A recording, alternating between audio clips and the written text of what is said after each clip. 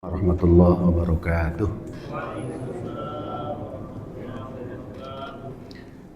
A'udzu billahi samiil alim minasy syaithanir rajim. Bismillahirrahmanirrahim.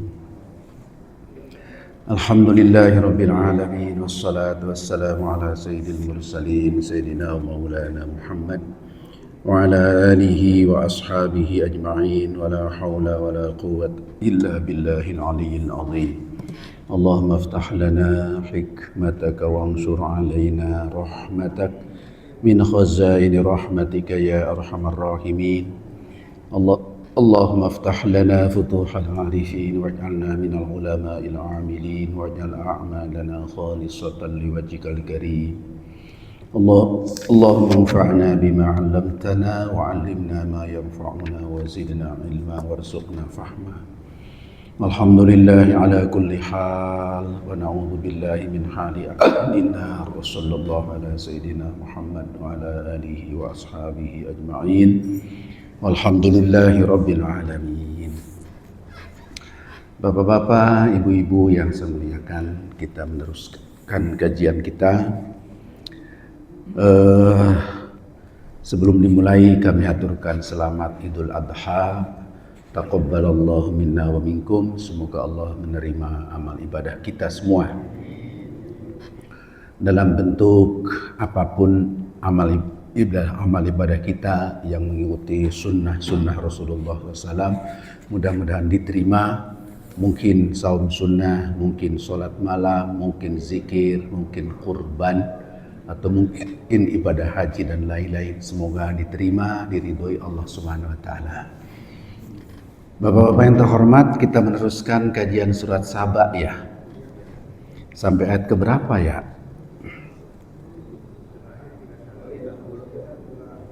Sampai 30 ya. 30 apa 31? 31. Sekarang 32 ya. Baik. Kita baca dulu ya.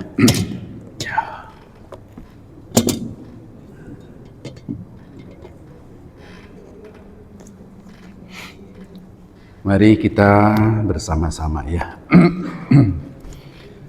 A'udzu billahi minasy syaithanir rajim.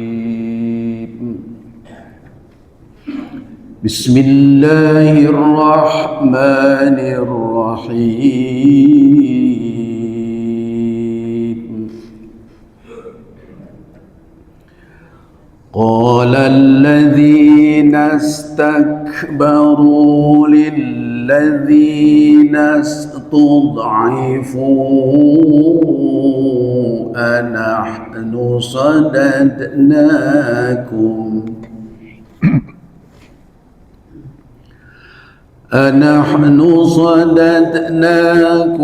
anil huda ba'da idh ja'akum bal kuntum tujrimin.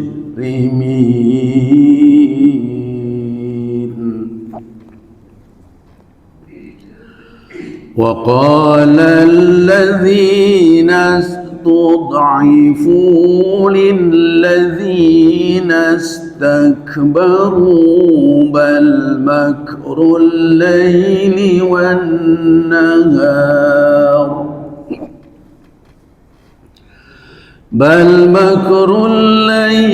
والنهار إذ تأمروننا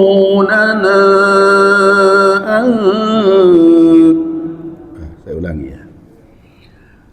بل مكر الليل والنهار إذ تأمروننا أن نكفر بالله ونجعل له أندادا وأسروا الندامة لما رأوا العذاب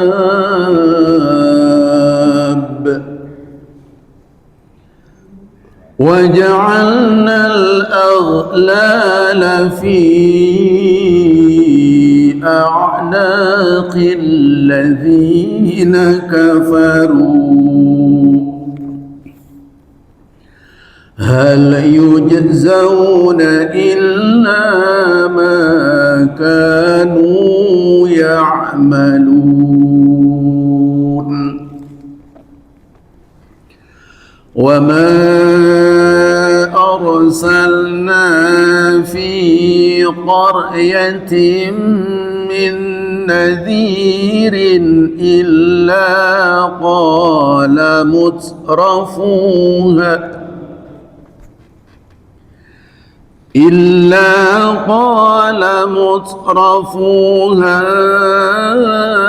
إنا بما أرسلتم به كافرون وقالوا نحن أكثر أموالا وأولادا وما نحن بمعذبين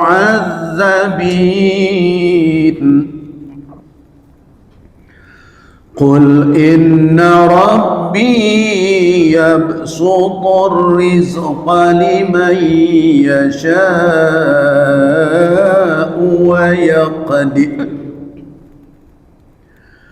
ويقدر ولكن أكثر الناس لا يعلمون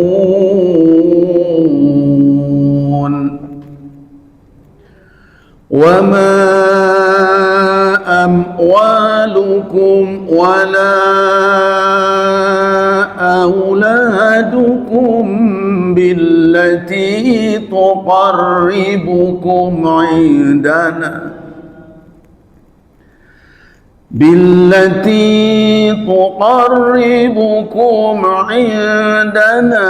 زلفى إلا من آمن وعمل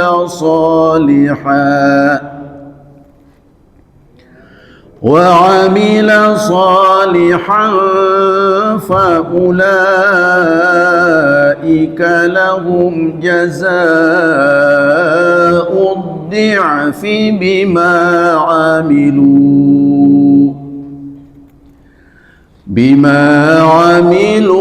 وهم في الغرفات آمنون والذين يسعون في آياتنا معاجزين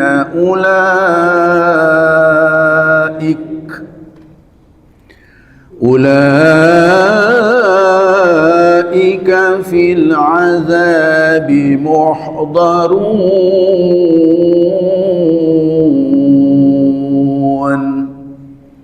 صدق الله العظيم.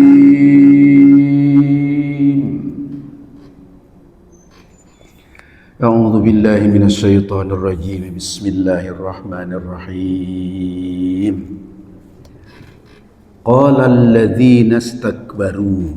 Qala berkatalah alladzina orang-orang istakbaru yang menyombongkan diri. Orang-orang gedeannya. Nanti di hari kiamat itu yang dulu di dunianya orang gedean dan orang kecilan. Orang gedean itu para tokoh, para pemimpin, para penggerak masyarakat. Kalau orang kecilan itu orang pengikut-pengikutnya. Di ayat yang sebelumnya sudah diungkapkan. Ini masih lanjutan ya. Di ayat ayat sebelumnya, akhir ayat saya mundur sedikit. Yaqulul ladzina istud'ifu lil ladzina istakbaru. Berkatalah orang-orang yang lemah-lemah, ini para pengikut, orang kecil. Lil ladzina istakbaru, kepada orang-orang sombong, orang-orang gedean, para pemimpinnya. Jadi ini orang-orang biasa yang sesat ngomong kepada pemimpin-pemimpin yang menyesatkan. Laula antum fakunna mu'minin. Nah, kata para pengikutnya, kalau bukan karena kau, wahai para pemimpin yang dulu di dunianya memimpin dengan sombong, kalau bukan lantaran anda ini, niscaya kami jadi orang mukmin. Nah, ini penyesalan orang sesat di hari kiamat, saling tuding, saling menyalahkan antara pengikut dengan yang diikutinya. Jadi ayat yang kemarin itu omongan pengikut kepada yang diikutinya, orang-orang kecil kepada orang-orang besarnya, kepada tokohnya. Ayat yang barusan kita baca sebaliknya, orang besarnya ngomong lagi kepada para pengikutnya. Qala alladzina istakbaru, berkatalah para orang-orang sombong itu, para pemimpin-pemimpin sesat yang sombong itu, lilladzina stud'ifu, kepada orang-orang kecil, orang-orang lemah, para pengikutnya. Apa kata mereka? Anahnu sadadnakum, apakah kami yang menghalangi kalian anil huda, dari ngikutin petunjuk, ba'da idja'akum, setelah datang kepada kalian kebenaran itu, bal kuntum tujrimin, sebenarnya kalian sendirilah yang berbuat dosa itu. Ngeles tuh pemimpinnya, ngeles tuh, padahal waktu di dunia dialah yang menggerakkan, mengajak orang-orang lemah, mengajak orang-orang kecil untuk menempuh jalan yang sesat. Tapi di akhirat ketika terjadi pengadilan Allah, terbongkar segala sesuatunya, maka ngeles tuh para pemimpinnya. Enggak, apa kami yang ngajak-ngajakmu? Enggak, kalian aja yang melakukannya, gitu ya. Inilah persengketaan, bukan persengketaan, apa namanya ya, saling tuding menuding kelak di hari kiamat. Orang-orang yang sesat itu antara tokohnya yang membawa kesesatan dengan pengikutnya yang terbawa sesat, antara pemimpin dan yang dipimpinnya. Maka hati-hati di dunia ini, kalau kita orang lemah jangan ikutin orang sesat. Kalau kita orang kuat jangan ngajak-ngajak sesat ke orang lain. Ya, apa yang dimaksud sesat ya? Sesat itu ya jalan yang salah. Di bidang apa? Yang paling penting di bidang agama. Lalu di bidang apapun kita harus lurus, harus jalan lurus. Maka yang membawa orang kepada jalan yang sesat itu nanti di hari kiamat akan tanggung jawab, akan saling tuding satu sama lain. Ini gambarannya ya. Nah, sudah ngomong gitu nih, pemimpinnya bilang, apa kami yang menghalangi kamu untuk beriman, menghalangi kamu untuk mengikuti petunjuk? Enggak, kamu saja. Sudah ada petunjuk dari para nabi, para rasul, kamu sendiri. Itu pemimpinnya ngeles nih, nggak mau tanggung jawab. Sekarang dijawab lagi nih oleh yang dipimpin lagi. Jadi ini terjadi saling dakwah, saling Wa qala alladzina stud'ifu, maka berkatalah lagi orang-orang yang lemahnya tadi itu, para pengikutnya tuh, lilladzina istakbaru, kepada orang-orang besarnya, kepada orang-orang besar yang sombong, yang mengajak kepada keburukannya itu. Apa kata orang-orang itu? Kata orang lemahnya, para pengikutnya, pada rakyatnya. Bal makrul laili wan nahar, bahkan atau sungguh benar atau tidak benar apa yang kamu ingkari itu, bahwa makrul lail, tipu daya malam hari, wan nahari, dan siang hari, ta'muruna, ketika kalian memerintahkan kami, an-nakfura, supaya kami menjadi orang kufur, billahi, kepada Allah, wa naj'ala, dan supaya kami menjadikan lahu, bagi Allah, andada, ada sekutu, ada serikat, artinya diajak musyrik. Kata para pengikutnya, kamu kan yang terus menerus siang malam mengajak kami untuk kufur, mengajak kami untuk musyrik. Itu. Jadi ini bantahan lagi. Jadi saling bantah membantah, saling tuding menuding, saling bantah membantah. Ini karena pengikutnya kepada para tokoh-tokoh yang mengajaknya. wa asarrun nadamata, maka lalu mereka itu akan merasakan penyesalan yang sangat dalam. Lamma ra'awul azab, manakala mereka melihat azab dari Allah. Jadi ini tuding menuding, karena sudah terbongkar, terbukti mereka semua salah.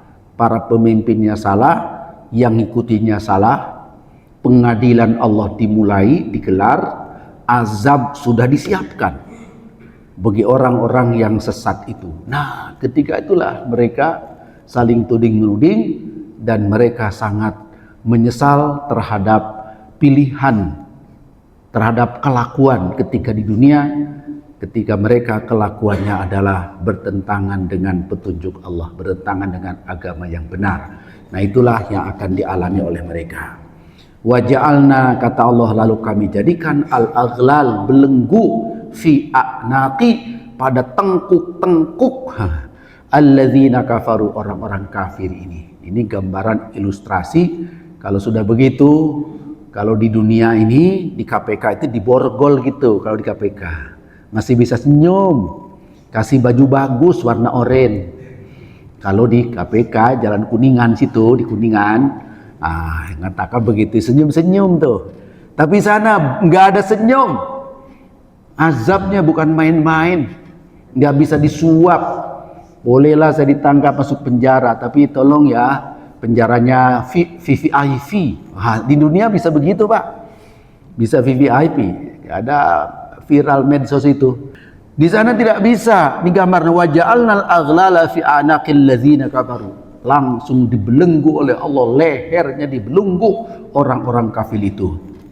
Hal yujzauna illa ma kanu ya'malun. Hal yujzauna, tidaklah diberikan balasan kepada mereka itu illa kecuali ma kanu ya'malun, akibat apa yang mereka lakukan sendiri. Jadi penegakan keadilan yang sesungguhnya memang pengadilan Allah Subhanahu wa taala. Maka akhirnya karena dunia ini serba serba tidak sempurna. Dunia, akhirnya keluhan orang beriman ya cuman begitu. Sampai ketemu di pengadilan Allah hari kiamat. Akhirnya cuman begitu kita bisa. Kan dunia enggak bisa diharapin lagi. Dunia kita, mungkin dunia lain mah bisa gitu. Dunia kita kayaknya sulit diharapkan ya. Yang tidak salah bisa dipenjarakan kok. Yang benar bisa senang-senang di luar penjara. Inilah negeri yang tidak baik-baik saja. Negeri kita tidak baik-baik saja. Ini perlu perbaikan. Nunggu Ratu Adil, nunggu Imam Mahdi barangkali ini yang bisa membenahi negeri kita ini, karena sudah kacau banget antara penegakan keadilan, penegakan hukum dan pelanggaran hukum itu sudah campur aduk, sudah tidak jelas lagi batas, tidak ada al-furqan lagi ya, batas hak dan batil ini sulit di negeri kita sekarang ini. Baik, ini ayat menggambarkan suasana kelak hari kiamat di hadapan pengadilan Allah. Sekarang kembali ke dunia. Ya, ini tadi apa yang terjadi di hari kiamat. Sekarang kembali ke alam dunia.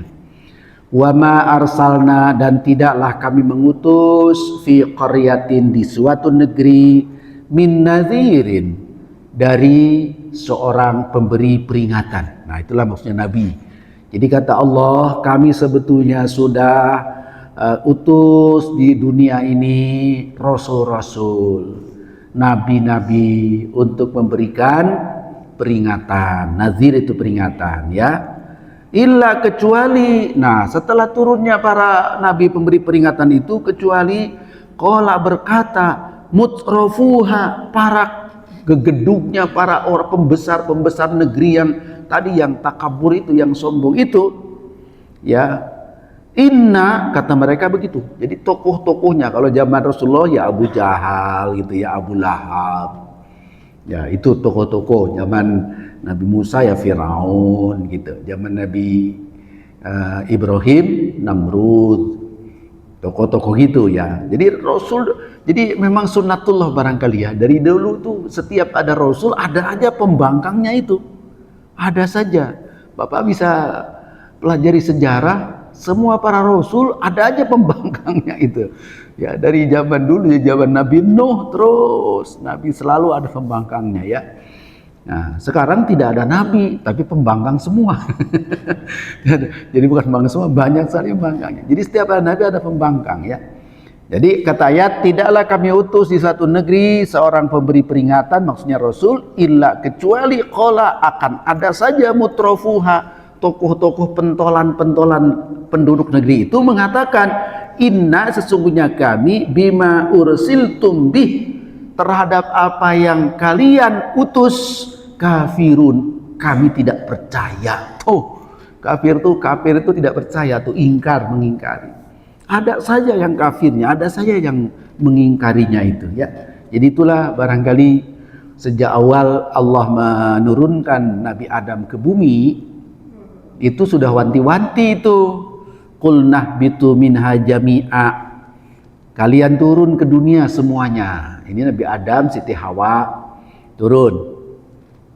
Nanti di dunia itu akan banyak problem. Tapi diberi pembekalan oleh Allah itu. Fa imma ya'tiyannakum minni huda. Fa imma ya'tiyannakum minni huda. Fa imma ya'tiyan faman tabi'a hudaya fala khaufun 'alaihim wa lahum yahzanun. Nanti di dunia itu akan turun petunjukku, kata Allah. Hudaya itu petunjuk.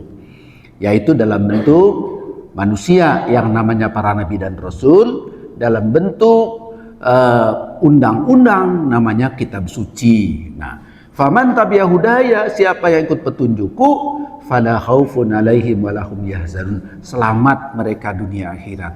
Nah, jadi diisyaratkan sejak awal bahwa di dunia itu adalah akan selalu ada perjuangan, akan selalu ada tantangan yang membuat manusia harus berjuang mempertahankan kebenaran. Ternyata memang setiap ada nabi ada pembangkangnya.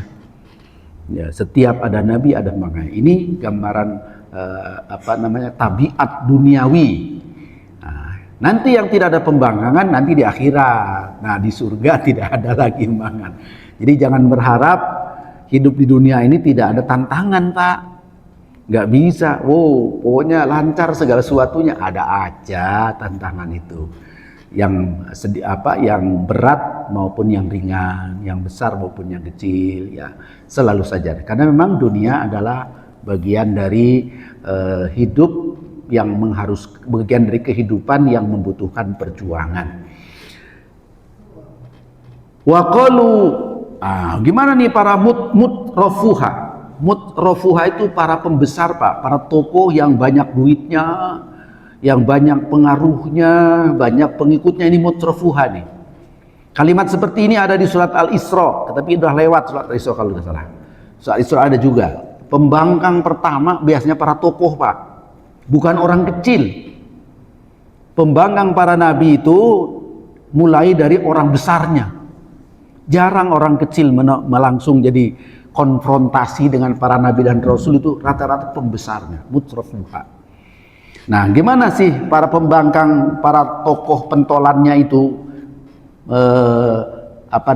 menolak dakwah, menolak risalah Rasul dengan alasan apa? Nih, mari kita baca. Wa qalu, mereka ngomong. Nah, saya pakai kata-kata ngomong aja dah ya. Qalu itu berkata kalau bahasa baiknya. Ini orang-orang pembangkang.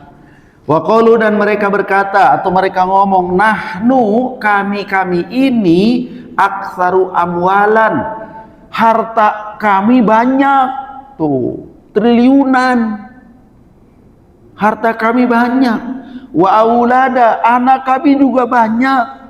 Ini kesombongan para pentolan yang melawan para nabi, para rasul dengan membanggakan duniawi. Harta kami banyak, duit kami tidak berseri. Ada uang nggak yang nggak pakai seri, ada nggak? Jadi yang hormat, orang-orang sombong yang menolak para nabi rasul pertama membanggakan soal harta. Mereka mengatakan, nahnu aktsaru amwal, kami ini paling banyak hartanya kami ini. Ya, kemudian wa aulada, dan anak. Rupanya zaman dulu mah banyak anak tuh jadi sombong. Kalau banyak anak zaman dulu sombong. Kenapa? Karena setiap anak akan jadi pendukungnya. Jadi bodyguardnya, pendukungnya. Makin banyak anak makin hebat, Pak. Yang satu jadi wali kota, satu jadi gubernur, satu lagi jadi hakim agung, satu lagi jadi panglima TNI, satu lagi jadi Kapolri. Kan enak, Pak, kalau punya anak seperti itu. Jadi rupanya zaman dulu begitu ya. Nahnu aktsaru amwalan, kami paling banyak harta, wa aulada, dan kami paling banyak anak. Wa ma nahnu bimu'azzabin tuh, Pak. Lantaran kami banyak duit, lantaran kami banyak anak, tidak mungkin kami diazab, gitu, Pak. Somse nih. Jadi itu di orang-orang para pembesar itu begitu. Abu Jahal begitu, Abu Lahab begitu, kemudian Fir'aun begitu, Qorun begitu, Haman begitu, Namrud begitu. Jadi mereka merasa aman dengan harta yang banyak, dengan pengikut yang banyak, dengan keturunan yang banyak. Ini Al-Quran saya nggak ngarang-ngarang, kan saya baca ayat nih. Cuman tafsirnya aja meleset dikit gitu ya. Bukan meleset, memperluas, saya memperluas. Karena fakta kehidupan, Quran kan untuk kehidupan, Pak. Ya. Selain untuk kematian. Jadi Quran itu memang berguna untuk orang hidup, berguna untuk orang mati, Pak, Quran itu. Luar biasa. Kalau kitab yang lain enggak. Quran itu berguna untuk orang hidup, berguna untuk orang mati. Untuk orang mati kita bacakan dapat pahala, kita hadiahkan, berguna bagi orang mati. Asal mukmin. Untuk orang hidup, sejak hidup kita baca dapat pahala, lalu isinya pelajaran, pedoman hidup, sehingga kita terbimbing dengan baik. Itulah keistimewaan Al-Quran dibanding kitab manapun, ya, itu Al-Quran. Nah, jadi ini bagaimana manusia ini yang sombong ini, dengan apa atau apa saja yang sering dijadikan kesombongan. Para ahli tasawuf ada yang mencoba mengamati sebetulnya manusia itu sombong, suka menyombongkan apa saja. Yang suka disombongkan itu masalah apa saja. Maka dirinci, diantaranya ini sih, harta. Banyak harta sombong. Banyak anak sombong. Badannya gagah. Kayak Rambo, bukan Sambo, bukan. Sambo mah kecil orangnya. Rambo, tahu Rambo, Pak? Sombong juga. Kalau nanti lihat orang lain yang jalannya agak miring-miring gitu karena sakit asam urat, dihinanya itu orang yang jalan begitu. Dia gagah, itu bisa sombong, ya. Jadi harta, keturunan, kemudian fisik, itu sering dipakai kesombongan, Pak. Ya, ini dalam kajian ilmu tasawuf nih ketemu nih. Keturunan kadang-kadang dipakai sombong. Saya kan darah biru. Kamu mah darahnya butek. Darah butek. Kamu darah biru. Itu sombong gitu, Pak. Sehingga titel gelarnya itu dideretkan aja, nggak mau dilewat. Kalau kelewat itu gelar disebut, ngamuk dia. Jadi sombong karena keturunan. Ini dikaji oleh para ahli tasawuf. Tapi yang menarik, yang kita waspada, bisa sombong karena amal ibadah. Ini hati-hati nih. Bentang-bentang kita rajin sholat, rajin ngaji, lalu rajin ke Mekah, haji dan umroh, rajin sedekah, lalu sombong. Itu hati-hati, itu setan bisa disuruhnya kita rajin ibadat, tapi oleh setan digelitik dia, diarahkan kepada kesombongan. Hati-hati, itu bisa. Jadi itu objek-objek kesombongan itu kita waspadai, Pak. Ada itu. Banyak ibadahnya tekun banget, tahajud tiap malam, kemudian puasa, kemudian apalagi nyantunin yatim, terus banyak. Tapi didorong oleh setan, kamu hebat, kamu beda dengan yang lain, orang lain mah kecil. Nah, sudah mulai itu. Kalau orang lain dianggap kecil, dia hebat, sombong. Hati-hati. Jadi ibadat aja bisa menjadi objek sombong itu. Ya. Nah, jadi harus waspada. Hati kita harus tulus semata-mata kepada Allah semata. Ikhlaskan ya. Nah, kembali ke ayat ini orang-orang tokoh-tokoh pentolan-pentolan pembangkang yang langsung konfrontatif dengan para nabi dan rasul melawannya. Mereka merasa hebat, merasa tidak bakal bisa diazab, tidak bakal bisa dihukum lantaran banyak harta dan banyak keturunannya, berarti banyak pengikutnya. Ini kalimat. Lalu Allah membantah, qul, katakan oleh engkau Muhammad kepada orang yang sombong soal harta, sombong soal anak keturunan, katakan ke mereka, sebutkan, inna rabbi, sungguh Tuhanku, yabsutur rizqa, Tuhankulah yang meluaskan rizki. Jadi Bapak Ibu, banyak rezeki itu hakikatnya dari Allah. Lalu bertanyalah, kenapa Allah ngasih banyak kepada orang kafir gitu ya? Itu pertanyaannya ya. Lah saya ini sholat duha tiap pagi apa tiap hari kok nggak kaya? Ini orang kafir duitnya nggak berseri, nggak bersilah. Orang kafir kaya itu.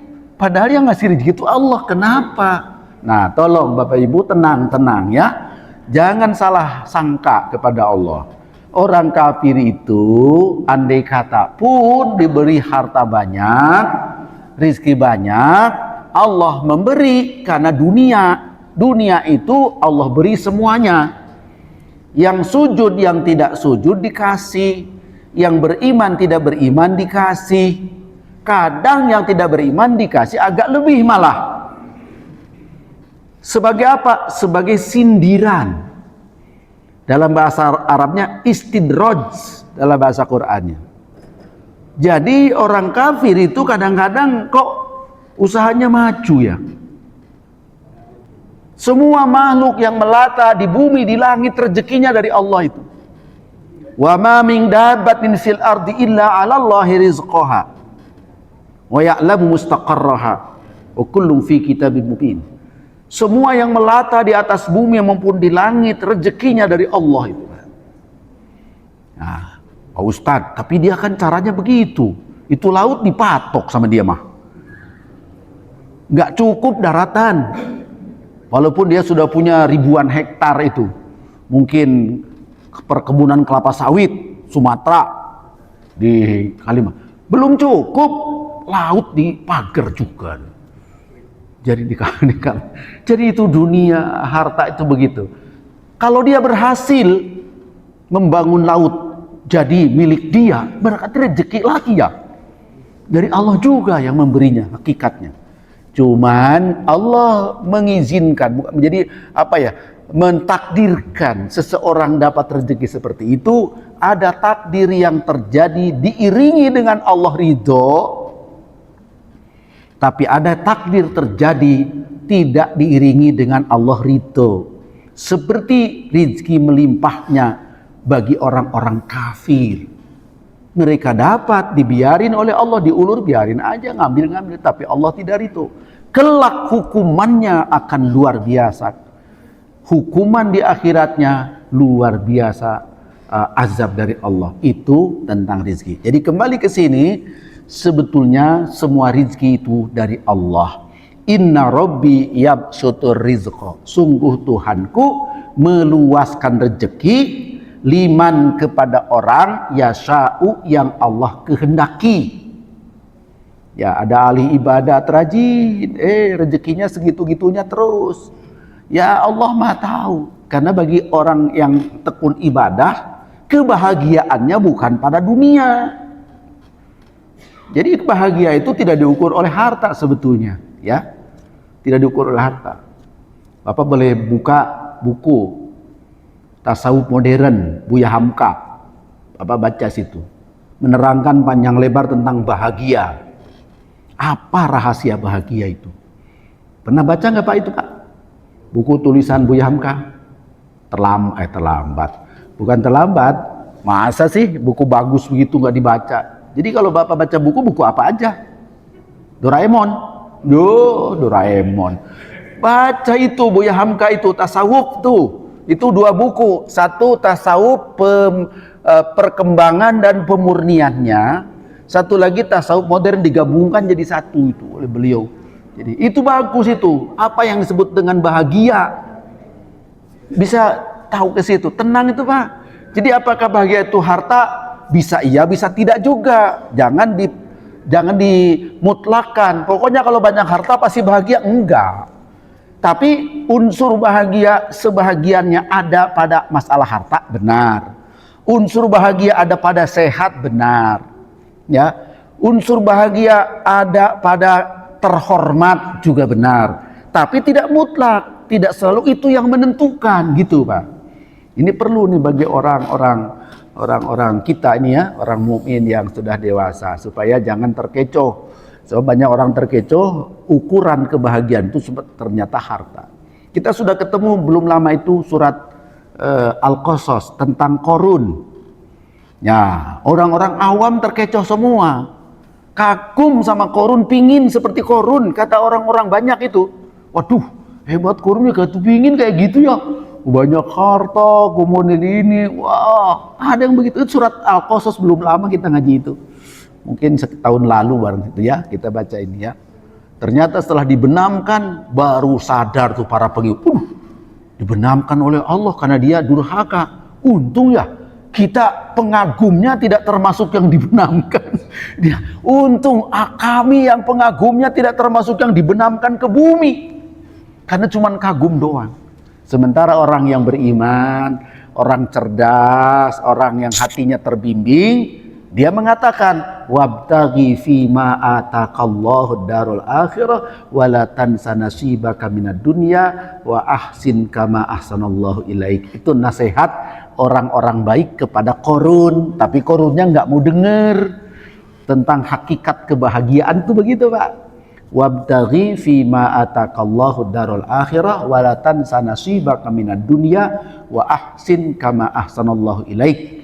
Itu adalah cara menyikapi masalah keduniaan. Nah, jadi para pembangkang membanggakan duit, memakan harta dan keturunan, tapi diluruskan oleh Al-Quran, sungguh Allah lah yang meluaskan rezeki bagi orang yang dikehendakinya, wa yaqdiru, dan Allah juga menentukan rezeki yang pas-pasan. Yaqdiru itu pas-pasan atau ya rezeki yang ya seret misalnya, itu Allah juga. Walakin akan tetapi aksarun nas, mayoritas manusia la ya'lamun, tidak tahu tentang itu.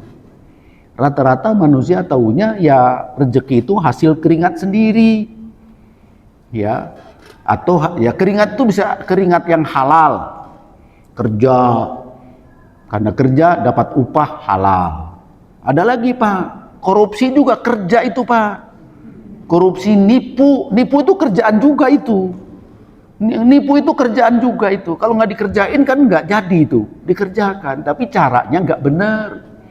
Jadi dikira semua yang dapat itu hasil kerja. Sebenarnya tidak. Sebab banyak orang yang kerja banting tulang dari pagi sampai malam, rezekinya nggak dapat. Tapi ada orang yang kerjaannya enteng saja, ringan aja, cuman pakai jempol. Pakai jempol doang gini. Datang rezeki itu. Rupanya ngisi apa ini ya di jempol nih ya? Buka judol. Judol juga mungkin iya. Apa itu? Katanya itu kalau mana Pak Gatot mana?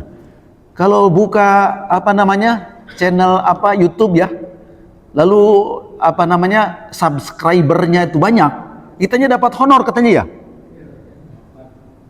Nah itu kan cuma jempol. Jempol atau ngomong doang ya. Ngomong doang itu siaran. Refli Harun sudah 4 juta. Hersubeno Arif sudah 1.400.000 subscriber. Tapi ada yang lebih dari itu Pak. Yang dikasih pangkat kolonel tituler itu siapa namanya? Deddy Corbuzier. Berapa itu? 10 juta apa 20 juta itu? Subscribernya. Duit terus ngalir dia. Nah, kerjanya cuma cuap-cuap aja di studio dan sebagainya. Jadi itu pekerjaan juga ya. Jadi yang terhormat, dikira semua itu datang kelantaran perbuatan sendiri. Hakikatnya Bapak yang terhormat, Allah yang menggerakkan rezeki itu sehingga datang kepadanya hanya Allah Subhanahu wa taala. Ya. Tinggal tadi ada hasil kerja benar, ada hasil kerja yang tidak benar, tapi mengalir ke situ itu tetap atas izin Allah. Kelak ada perhitungannya. Di akhirat akan ada perhitungannya ya. Maka ayat mengatakan walakinna, akan tetapi aksarun nas, mayoritas manusia la ya'lamun, tidak tahu bahwa rezeki itu sebetulnya dari Allah, bukan karyanya sendiri. Ini akidah ahli sunnah wal jamaah seperti itu Pak. Jadi manusia diperintahkan ikhtiar, tetapi hasil ikhtiar Allah yang kasih gitu Pak.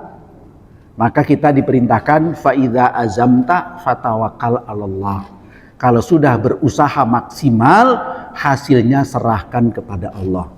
Nah, sering dikaitkan dengan pengalaman Siti Hajar.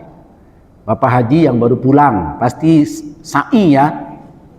Sa'i itu adalah Siti Hajar nyari air. Ikhtiar namanya Pak. Ikhtiar sampai 7 kali bolak-balik, ikhtiar namanya. Kemudian dapat air enggak? Dapat, tapi bukan dari sa'i. Dapatnya dekat Ka'bah, malah di kakinya Nabi Ismail. Kita berpikir apa hubungannya ya? Sa'i Safa Marwah, airnya dapatnya dekat Ka'bah. Mestinya kan dapatnya di Safa gitu dah air itu. Atau di Marwah gitu, kan lari-larinya di situ. Tapi kok dapatnya di Ka'bah, dekat Ka'bah. 12 meter dari Ka'bah kalau tidak salah itu. Air Zam-Zam itu sumurnya. Jadi kita apa? Oh, itu maknanya kita wajib ikhtiar sesuai dengan daya fikir kita.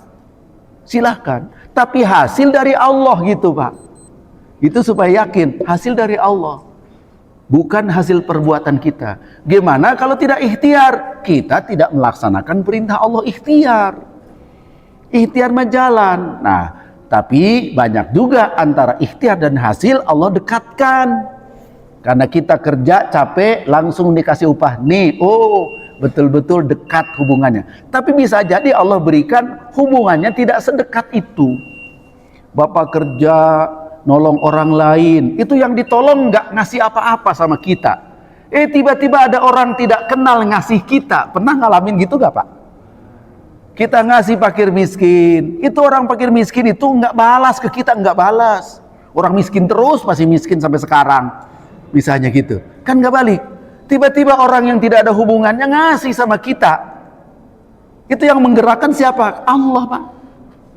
Itu berarti rahasia apa? Manusia itu suruh ikhtiar, hasilnya dari Allah. Nah ini ilmu nih Pak. Inna Rabbi yabsutur rizqa liman yasha wa yaqdir walakinna aktsarun nas la ya'lamun. Jadi sebetulnya kita diberi rezeki oleh Allah SWT, tapi banyak orang yang tidak menyadari, tidak tahu bahwa hakikatnya hasilnya itu dari Allah. Idza azamta fatawakkal 'alallah. Yang tahu ini cuman orang beriman, yang tidak beriman nggak ngerti itu soal itu ya. Terima kasih, Bantu Hormat, sudah habis waktunya. Walaupun sudah baca satu ayat tadi tambahannya. Kenapa? Kenapa saya baca satu ayat? Karena ayat ini bantahan dari yang di atas Pak, yang mengatakan kami banyak anak dan sebagainya, dibantah oleh ayat ini nih.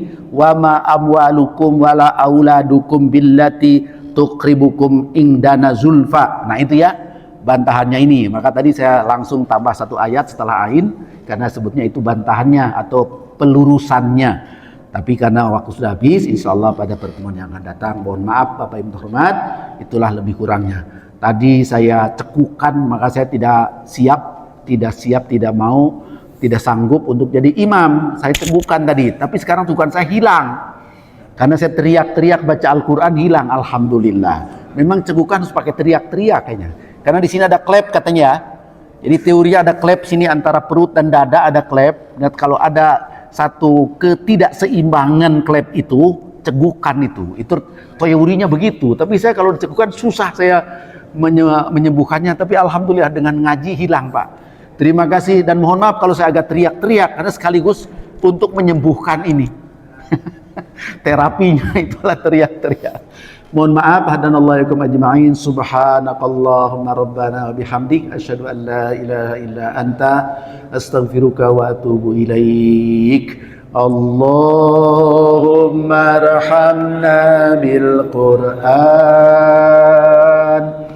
waj'alhu lana imama wa nura wa huda wa rahmah. Allahumma dzakirna minhu ma nasina wa 'allimna minhu ma jahilna warzuqna tilawatahu ana al-laili wa atrafan nahar waj'alhu lana hujjatan ya rabbal alamin. Wassallallahu ala sayyidina Muhammad wa ala alihi wa ashabihi ajma'in walhamdulillahi rabbil alamin. Wassalamualaikum warahmatullahi wabarakatuh.